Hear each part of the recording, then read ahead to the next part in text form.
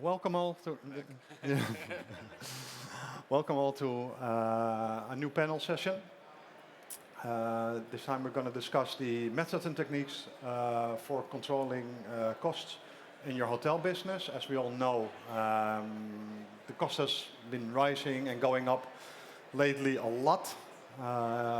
Inflation is there, so it's something nowadays that we really have to keep an eye on, really have to keep controlling and managing all the time to make sure that our profitability is still there. We'll be discussing this with the panel with Wouter Dekker, Director of Operations of Q Hotels, Florian Augustin, Chief Commercial Officer of HotelPartner, and Tsibo, co-founder of SLOK Hospitality Group. Let me first let them introduce themselves, and then we'll head off directly with the subjects which we'd like to discuss. Wouter. Yes, thank you very much. Director of Operations for the Q Hospitality Group, small operational chain in the Netherlands with 6 and almost 7 hotels. One opening the Diamond in Amsterdam this year, and we have another boutique portfolio brand called Quality Lodging, also here on the stand. Happy to be here. Thank you. Yes. Tsibo, I'm founder and owner of SLOK Hospitality Group. We represent 3 hotels in boutique segment here in Amsterdam, Mr. Jordaan, Linde Hotel and Hotel Luxe. And in the city The Hague, we have the Collector Hotel, which is a lifestyle boutique hotel in the 4-star segment. Like Wouter, we are also a small chain of boutique hotels. And we focus on especially on creating ambassadors for our lifestyle boutique brands. And yeah, I'm grateful to be here and be part of this discussion panel. Thank you very much. I'm Florian. I'm from HotelPartner Group. Our main core business is revenue management, top-line revenue management services, but we are invested in other companies, and one of them is also very much focused about cost control, optimizing your business model on the hospitality side. Thank you. We'll be taking some different cost control areas we're going to discuss. And if we run through in time, then we've got plenty of time to answer questions. So please prepare some questions for us. We'll be glad to help you to discuss our views on this. We've got different perspectives, so that's really nice for you guys to take along all the information which you can get from here. So first we would like to discuss the part of the cost and cash flow overview. You cannot just say, okay, I want to control this.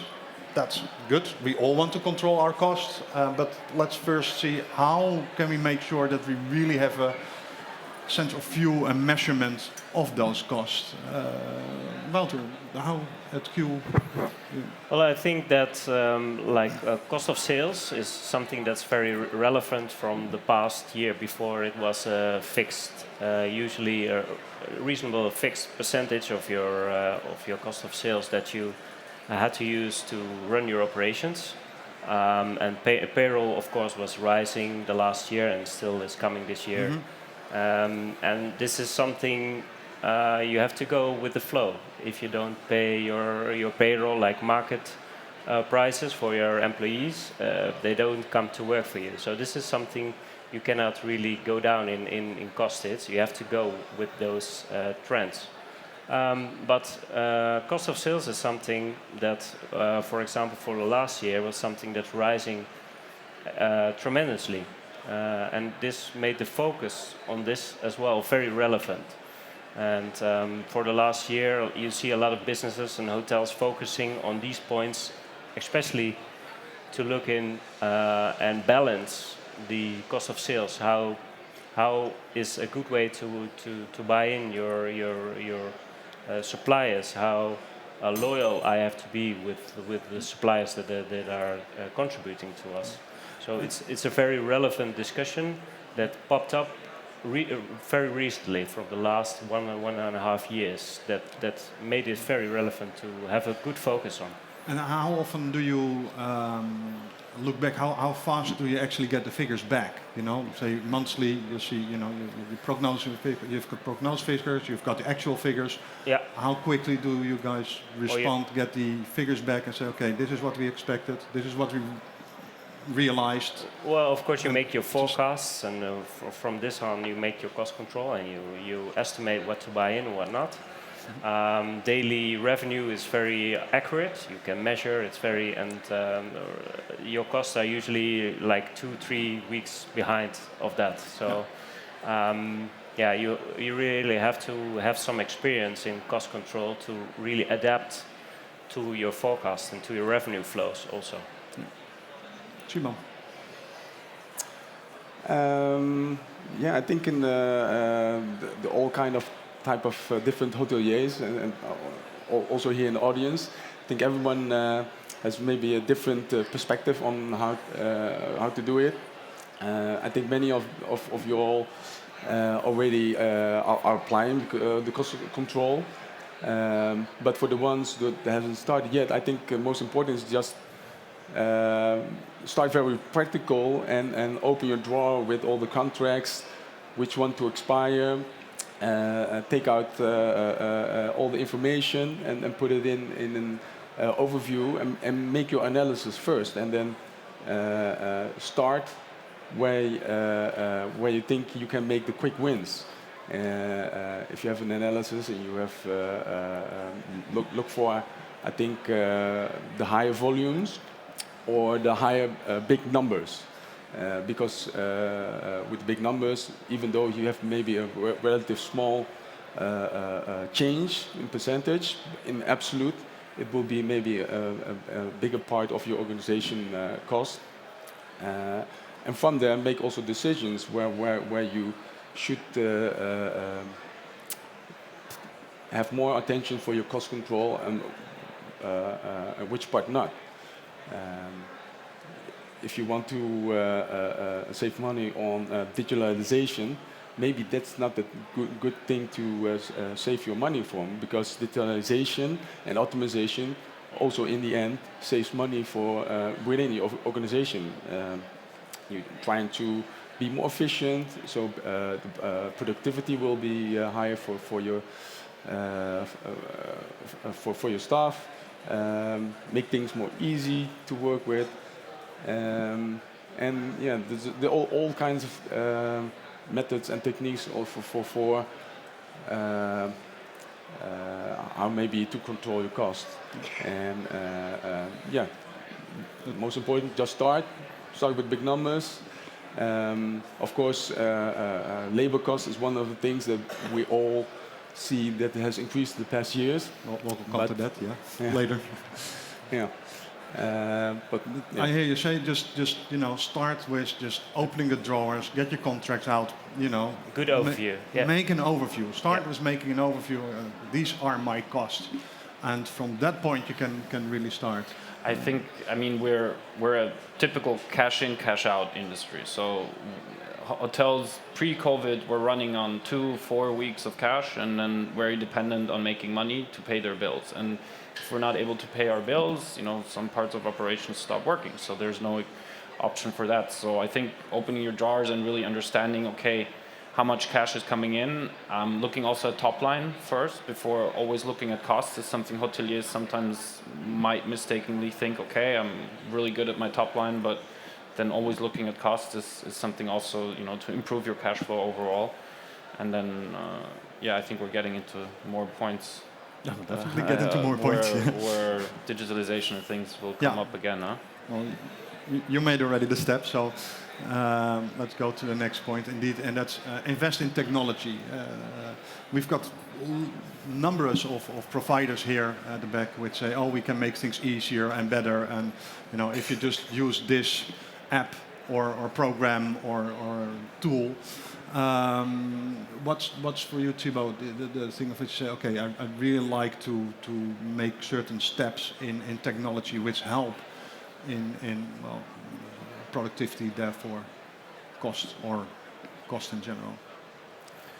Well, of course, you have like if you in automation and digitalization, if you can create efficiency with the smart tools, like a lot of here of the stands are today.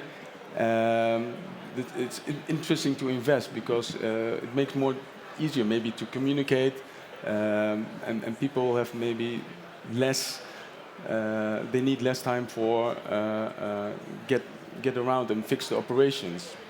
Which also means they have more time left to create either higher guest satisfaction, which in the end lead to higher reviews, and higher reviews also, as research had shown, lead to higher ADRs.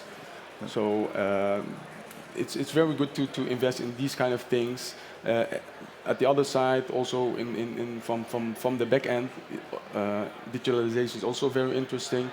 If you can maybe lower your accountancy cost by making sure like you have like an automated invoice process.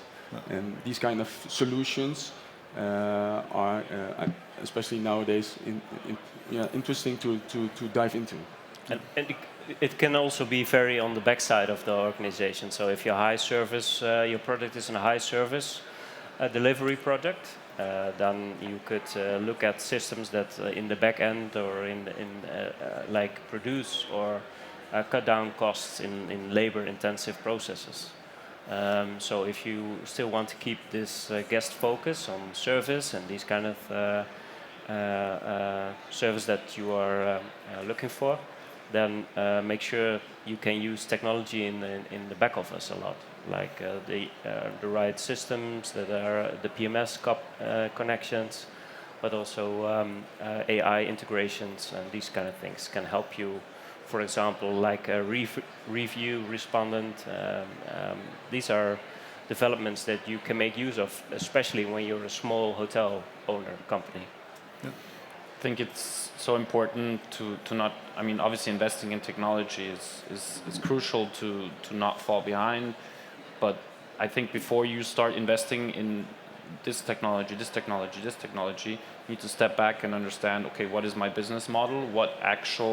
Where do I want to go with it? And what tech stack can bring me there? Because there's, I think, so many players out there that for independent hotels, it's just not really easy to decide on your own what fits to me, because as an independent hotelier, you don't have the time to constantly look at all the trends and all the technologies out there and get the best tech stack in-house. And sometimes they're very expensive as well.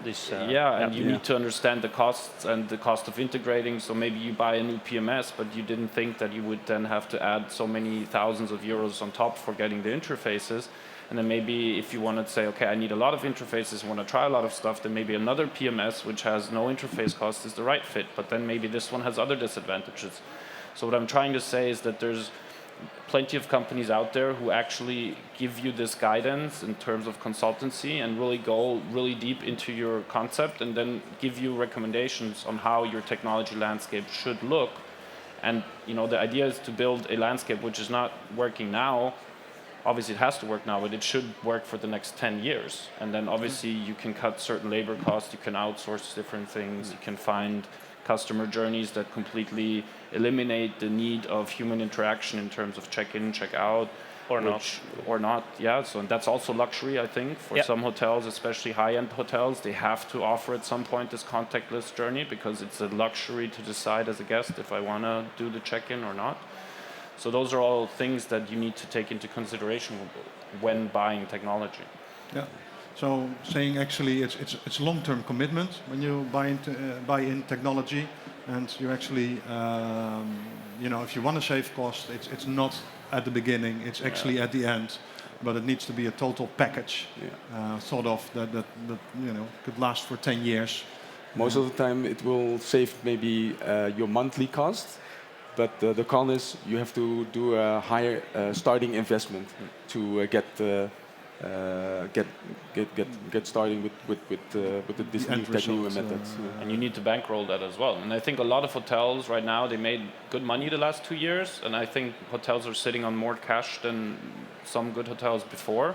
And looking at these investments now, obviously they're very intense. But if you see the bigger picture and you follow a strategic plan that you've created, I think you are better than just buying something here and buying something there. And Definitely, and with the perspective of that in future things will develop. So also Absolutely. be aware that if you buy things now, it should be future-proof.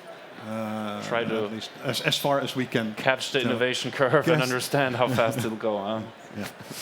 Huh? With that technology, we also often try to save on our labor cost, which is a thing for the hospitality. And knowing that we love to press down our labor cost, but we also have to think of the service which we intend to give.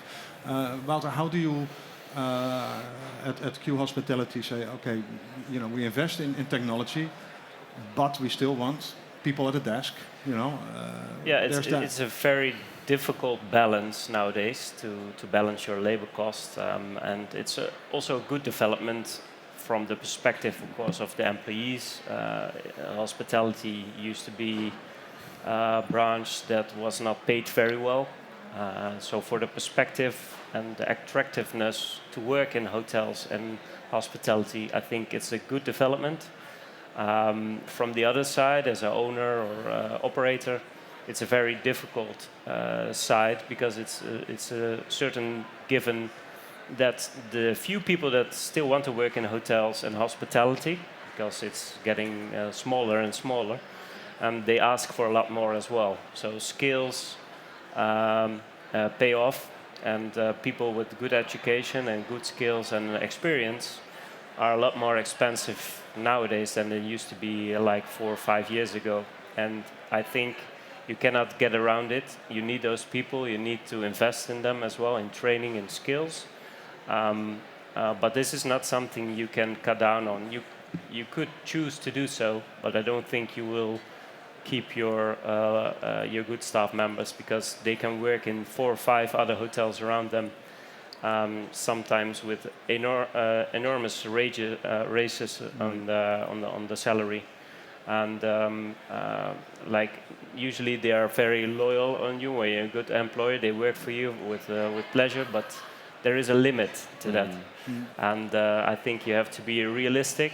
Look inside if you're paying your employees market conditions and prices for their skills that they have. And also this makes the focus more on your cost control, because this is something you can still work on. And labor cost is something you have to go with the market. And of course you can cut down and try to, but it's also something, it's a certain given fact that you have to raise those wages also. So this makes the focus on cost control even more relevant, because this is something you can dive into and you can find a lot of percentages to cut down on. And I don't think you really have to look into the labor cost to find it, because this will hurt your business in the end. You will not keep your employees for a long time. They will switch. You lose a lot of money in training one by one, and they switch every half year. So these labor costs, it's a given fact that these costs are raising. Yeah, absolutely. I think it goes hand in hand with understanding how can we leverage technology, not just for the better guest experience, but also for the better working experience for the employees. Because if I remember how I worked 10 or 15 years ago when I started working in hotels versus if I would still have to work like this today, I would feel kind of bored. So if you have people who are talented and they have potential, you need to give them a work environment where they're not stuck on mundane tasks, authorizing credit cards, or also the new generation, they just don't accept boring work. They don't have the thick skin and patience usually to keep on going if they have some setbacks in their work, or it's not really as challenging for them as it used to be to stay there, because they can work at 5 other employers around them with so better they want wages. fun at work and they want I think it's community. Interesting. But I think it's interesting. We're all talking about labor cost, but from the other side, we are in business in human capital. So shouldn't we say it's labor profit? It's Yeah, a different kind of absolutely. perspective. And I think I agree a lot of things, Wouter, what you said. But I think what a lot of employees forget is how much we lose on continuously onboarding, Yeah. losing people and hiring them new people back. And we should all, this is maybe a forgotten cause. We should all think about how can we keep, of course, employees satisfied, keep them on board. Instead of not only when they switch the jobs, we lose knowledge, experience, but so much cost in continuously onboarding. And this is something that I think if you, as a brand, as an employer, do well, and you can keep a big part of your staff inside your organization, Yeah. it would save a huge amount of money. They have to want to work for you as an employer, and it doesn't mean that you're the best payer in the market. It means you have to pay them fair, make sure they want to follow you and the beliefs that you have in your company. Yeah, and also look for the talents, exactly what you said, Florian, and give them perspective. Yeah. Give them perspective how to grow in an organization, not maybe even as a manager, but also in different kind of fields, in case your organization and your hotel offers these kind of positions. And I think the labor, human capital is seen as cost, but especially in the field where we are, in boutique segment, for us it's very important that they are there and how they interact with our guests. And each day it's like a top sport. They have to come to the work and excel and make sure that all our guests leaves as an ambassador. But if we're not good for them, they cannot also be the ones that create the ambassadors for us. First, they need to be ambassadors. If you talk about labor costs, I think I do see possibilities in, like, if you have some fields, maybe housekeeping that you've outsourced, look at those costs. Maybe it's the momentum's here that you rethink about the outsourcing and negotiate about prices. And if not, it could be interesting also to insource back. Of course, you get a lot of headache. Of course, HR will be mad. But quality control back and things like that. So But you have quality control back. benefits. You have your own recruitment, and you have possibilities for them also to grow and develop within an organization, which maybe keeps them happy and also benefit from longer stays within your organization. Yeah. Maybe it's one more small picture, because we're very much as well an outsourcing company. You also provide outsourcing revenue management services. So just a small story. You can variabilize certain costs with outsourcing. You need to understand. Okay, let's say I have a very good revenue manager. He's been in my hotel for 2 years. He's doing an excellent job. He's a big talent. So there's a big chance, as an independent hotel with maybe 100, 120 rooms, that this talent will leave, because there are bigger opportunities for someone who wants to grow, who's talented. So you're now in a position of saying, okay, he might potentially leave. So his know-how, his capacity walks out the door. And I, as a hotelier, need to find a new person, need to get that person on track, need to make them understand my business, and need to provide those services. And we've seen numerous examples in partner hotels. Is a good person, they can be developed to maybe assistant director or something. But then someone still needs to do the revenue management. And then for that part, you could say, okay, there are good outsourcing companies that can provide me a consistency of service. And I can actually elevate this person into a more commercial leadership role. And they can be focusing on more total revenue management tasks, more tasks looking at the whole business, becoming the right hand of the GM. And so you give that person another perspective, 3-4 years in your hotel. You variabilize the fixed cost of the revenue manager, which is a very high payroll intensive cost, and you've created a position where you keep that person on board. So there's a lot of strategic decisions going into this, and at the end you have good revenue management, you have a person on board who knows your property for a long time and he's still there and very motivated. So there's a lot of things that go into with outsourcing that can really help you that I think you should consider when looking at your business and your payroll and the people who work for you. So if I just summarize it, is okay. We have to accept that the costs are there. They're rising big time. They're rising big time. Yeah. So this is something you have to accept. Yeah, absolutely. And embrace. And we know that people will go. I mean, that's also part of any business. You know, people will find new opportunities, but also try to do our utmost to keep those people which we have motivated to stay, regardless to only increase their income, but also other ways to keep them satisfied in the company.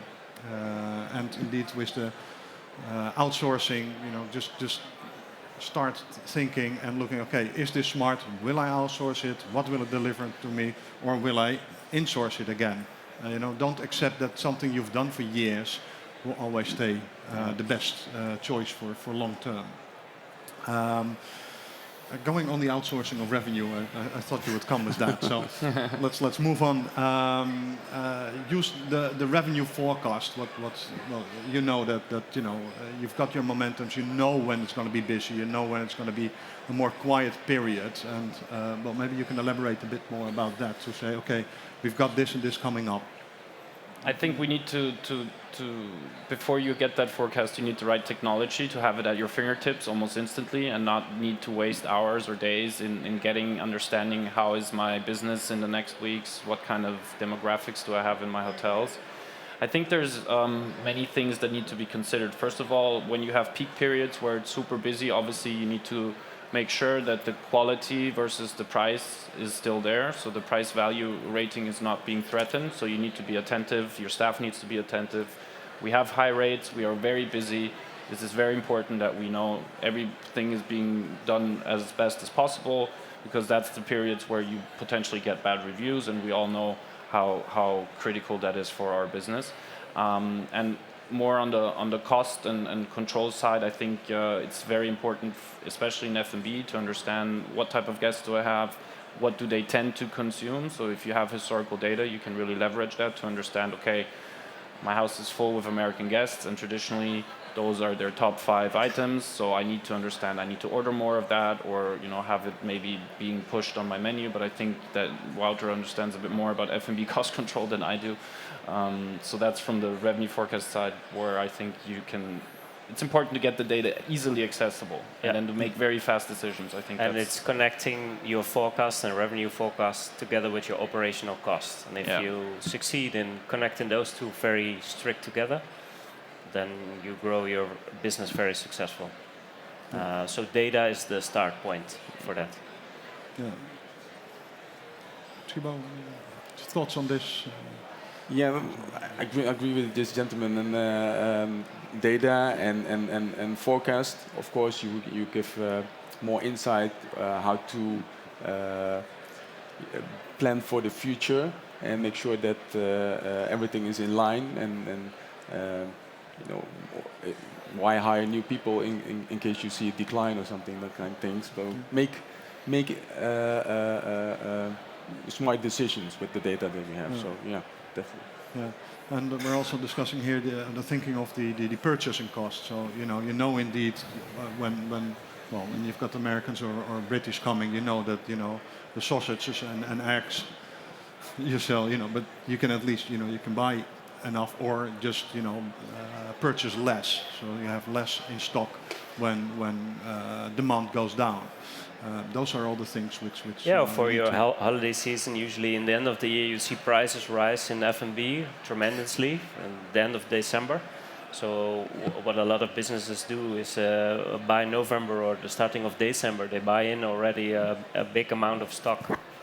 So they have their stock for the holidays bought in already, because you see the prices rising in the end of December. So it's very wise to plan these to understand market dynamics a bit better. Exactly. That's cool. Yeah. And for every hotel has its own cycle. Season cycles for Den Haag hotels is very different than Amsterdam hotels and boutique and large-scale hotels. So you really have to know your business, know where your peaks are and your declines are, and if you focus on that, you can adapt your operational costs on that as well. I think staffing is something we just didn't mention, is looking at your forecast and adjusting your staffing and using then, technology. If I have 2 check-in counters and I have 1 kiosk where someone can do self-check-in. On a Sunday, I know I only have 30 check-ins maybe. I can staff my front desk maybe with 1 person instead of 2, because when that person is on break, the kiosk is still there. Yeah. And the chance of that leading to problems with only 30 check-ins is not as high. Well, it's 2 years ago, I would have had to have 2 people on that Sunday there. So that's a very, very easy, quick way to reduce staff. And also your payroll cost, the flexible scale of your payroll and your fixed cost of your payroll, adjusting those through the seasons as well is very important. So you can adapt your cost to your forecast, very flexible. For one business, it's a flexible scale of 30-40%. The other business has a use of very high peaks in the summer, for example. Then it's wise to have a very flexible pool of employees and payroll costs, so you can be very flexible through the months to scale up or scale down if the revenue goes down in your forecast as well. So adding those payroll costs and knowing your business very well on how much percentage of your payroll should be flexible in what kind of season. This helps you very well in having the tools in being very flexible with your costs during the season. Yeah. Yes, perfect.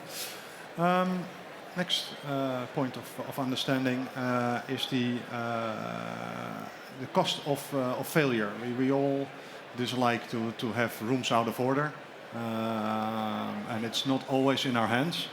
But with the right maintenance and planning in maintenance, we're able to avoid some of the out of order issues, and understanding that, well, once rooms are out of order, you've got your book outs, you've got rooms which you cannot sell, and those costs are generally much higher than proper maintenance planning. Tsibo, do you have your maintenance planning in that matter? Well, of course, it's to make sure that the hotel rooms are not out of order. You also have to plan it smart. In the months that we have a bit less businesses in low season, but you cannot save, of course, too much on your maintenance, because if you don't do it, you get maybe problems in your high season, which, of course, deliver the out-of-order rooms, which leads to lower revenues. And of course, there's a lot of yearly governmental regulations about do your checks for the fire alarm system, and these kinds of things you cannot save on. But what you can do is check whether your frequency of your projected maintenance is still now necessary for what you now have realized. For example, in case you have an elevator and you projected beginning at start, there's 20,000 movements with 6 times per year maintenance control, but in the end, you find out, you realize only 10,000 movements. So maybe you can talk with your supplier about, reducing the numbers of maintenance to 3, which save 50% maybe of your costs. So these kind of things about usage, about what is realized, it's interesting to check with what you have projected before. So these reductions immediately save money. Make sure you plan it very well, and if you have a capex that you want to invest in make sure you do it in a year low season, so you don't have a lot of out of order costs. Makes it that you're investing against the cycle usually, so you need cash in the months that you usually don't have cash. This is very difficult, of course, but it's the best way to do it. For example, the COVID years were the best years, of course, to renovate your own hotel. We did 3-4 years, very, very complicated. because banks are very nervous. They don't want to lend you any capex in those months. But if you have the possibility to do it, it's the best and wisest decision to make in your low season. Invest so you can benefit in your high season. Yeah. Splendid. I think you need to calculate a certain cost of failure, because I think our failure culture in our industry is not high enough. So you need to be ready to fail, but you cannot know in advance, but you might know the potential of sunken costs and calculate them in your journey on your digitalization, etc. Going back to thinking about what system do I want? Do I need 2 interfaces and I'm happy to pay a couple €1,000 and then I'm done? Or do I want to try maybe, all the different marketplace apps and really, find something that works for me, that I like working with? And then you need to understand, okay, so there's certain costs associated with potentially doing something for 3 months and then saying it didn't work. But it's important, I think, to make those learning experiences as well. Yeah. So actually, as any business, failure is part of your business. Yeah. It should be in your budget, and yeah, as we say to our employees as well, okay, you can make a mistake as long as you learn from this. And this is actually the same for the companies. You cannot get any better if you only do the safe thing, and failure is part of that. So. Be smart to put it already in your budget to say, okay, we will lose this much, and on what you'll lose it, that might differ. But and don't save on expenses that are crucial to your organization. Yeah. As you said, the consistency in investing into your business is actually a method of cost control, because if you let out for a couple of years, and you come to a point where the product quality is not where you are actually with what you expect to want to make on an ADR basis, and then the banks suddenly start not liking you anymore because you're coming into this vicious circle, then we know from a revenue perspective the only way to create demand is going into the price spiral, which is never a good thing. So investing long-term will save quality you costs. And, yeah, absolutely. Another thing which we wanted to focus on is stock control and purchase. Yeah, of course you cannot just keep on buying last minute, and you make your deals with the purchase companies. How does Q Hospitality with more hotels? You think you'll negotiate and? Well, what we said last year is like these prices are going this crazy. We really need to focus more on these elements of cost of sales. So we looked for a person that did purchasing for us, and we thought we were doing a very good job until this person started to look into all our suppliers, go through all the deals. And he was combining deals from other chains and other hotels in volume. And he was getting us much better deals than we thought. We already had a good deal. So my tip would be to really look into like all your contracts. There are no houses that are holy.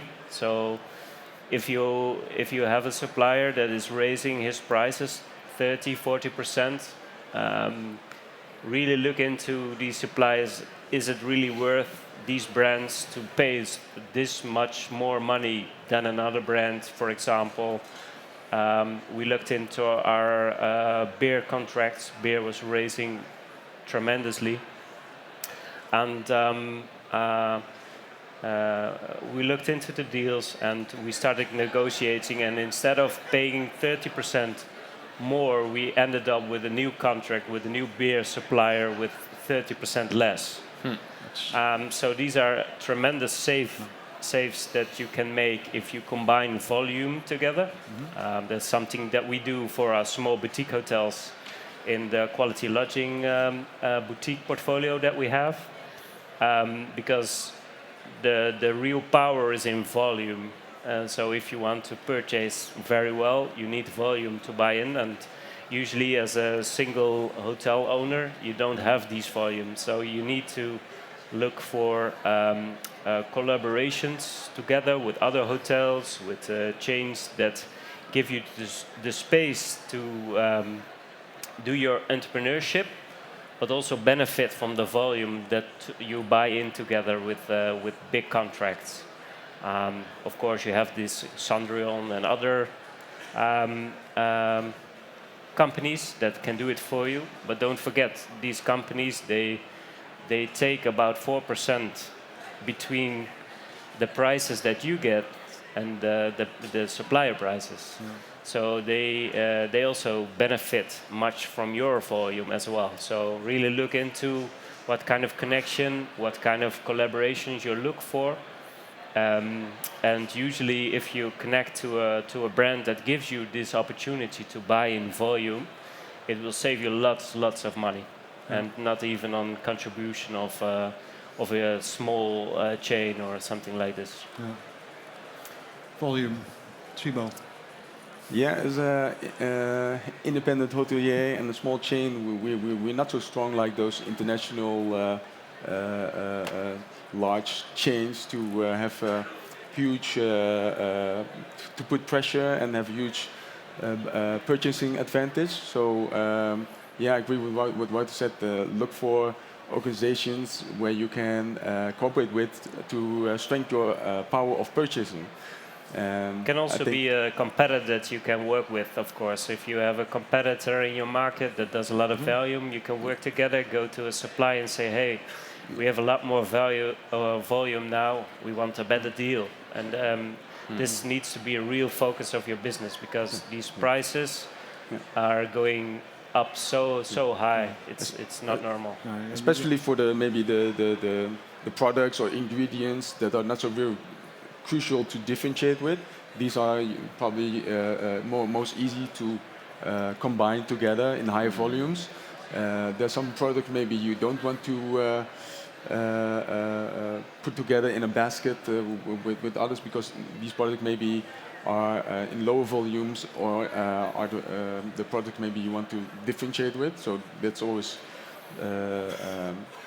that's the balance. We always and keep like 30% freedom in the locations itself. For example, for their own in F&B, for their own fish or meat supplier or these kind of things, really specific area or region related local parties. Local parties. Yeah. And hires, in case sometimes also look for the balance. In case higher volume also means higher stock in-house. Could mean maybe you have better prices, but at the other side, you have to create space, which lead maybe to a cost, more higher leasing, instead of if you have freed up this area and use it as a you commercial. can use it as more commercial space. You can rent out and make profit of it. It can also be cost. So you have to, for good calculation, you have to make a fair analysis and have all these kind of input together.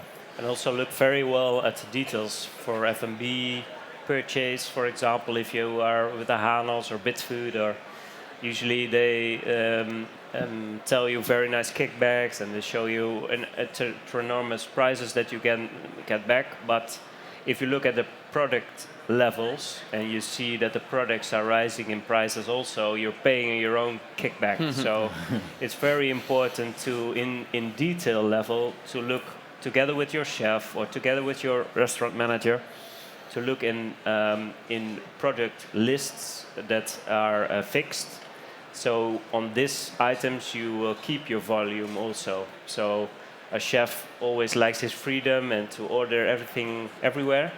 But make sure that to get those volumes, you only also look at product levels. That you're not paying your own kickback in the end, because all the products are rising, and in the end they tell you earned a enormous kickback. Here you are, but in the end, during the year, you paid it with a lot higher prices in product levels. They make it sound so nice. It sounds always very nice. Yeah.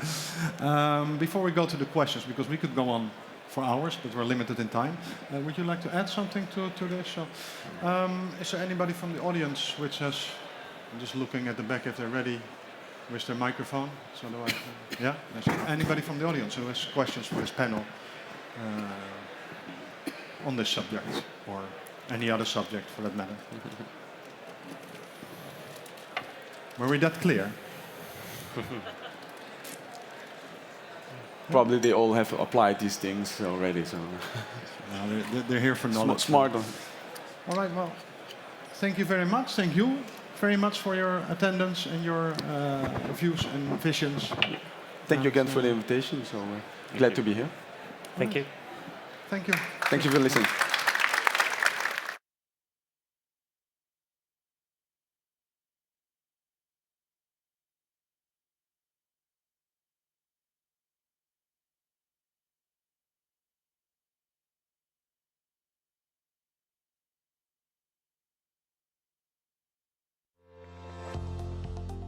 Running a hotel, you need one thing above all else: guests.